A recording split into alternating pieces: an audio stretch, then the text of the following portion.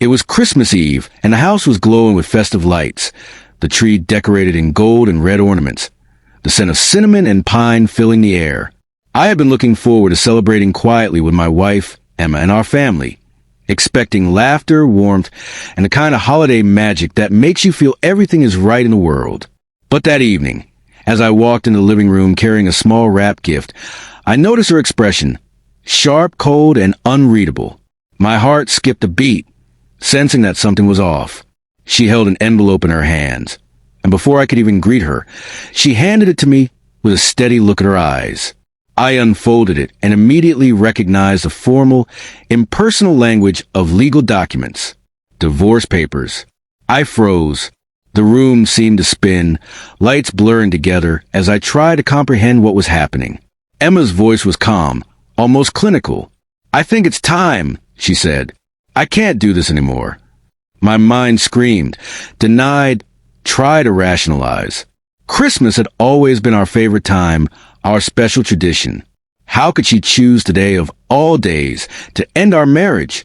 I swallowed hard, trying to keep my voice steady. "Emma, why now? Why like this?" She didn't answer immediately. Instead, she turned her attention to the tree, pretending to arrange ornaments as if nothing had happened. Her silence spoke louder than any explanation. The initial shock quickly gave way to a storm of emotions: anger, confusion, sadness, disbelief. I wanted to yell, to plead, to demand answers, but the calmness in her demeanor made me hesitate. I realized then that this wasn't about me, at least not anymore. It was about a decision she had already made, about a life she had chosen without me. I spent the next few minutes sitting in the living room, staring at the papers, trying to process the magnitude of what had just occurred. My hands shook, my mind raced. I couldn't understand how someone could serve divorce papers on the night we were supposed to celebrate together, how someone could turn our home, our sanctuary, into a place of heartbreak.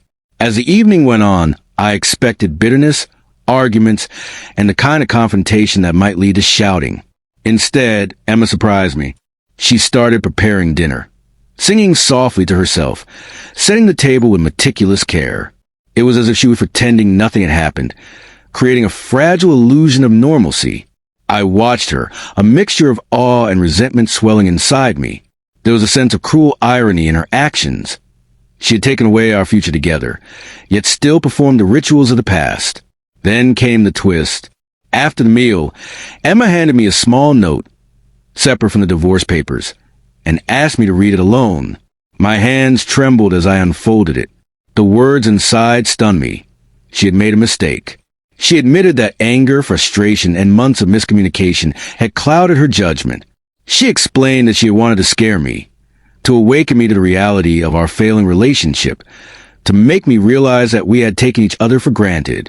The divorce papers were never meant to be filed. They were a dramatic gesture, a wake-up call wrapped in heartbreak. She apologized for the shock, for the pain she had caused, but also expressed hope that we could rebuild, that Christmas could become the start of a new chapter rather than the end. Tears filled my eyes as I processed the revelation. The anger that had been building inside me softened into a mix of relief and renewed determination. We sat down together, spoke honestly for hours, unpacking grievances, fears, and regrets that had been silently growing for years. The honesty, the vulnerability, the raw emotions laid bare that night created a bond stronger than anything we had experienced before. The divorce papers, intended as a weapon, had instead become a catalyst for healing. By the time midnight arrived, the Christmas lights seemed brighter, the ornaments more vibrant, and the warmth in our home more profound. We hugged, cried, and laughed, a mixture of all the emotions we had felt in the preceding hours. That Christmas, I realized that love isn't just about the good times, the laughter, or the perfect holidays. Sometimes, it's about surviving the shocks, facing the truths we've been avoiding, and choosing to fight for each other when it feels impossible. Years later, I still remember that night. The fear, the anger, the devastation, and how it turned into one of the most pivotal moments of our marriage.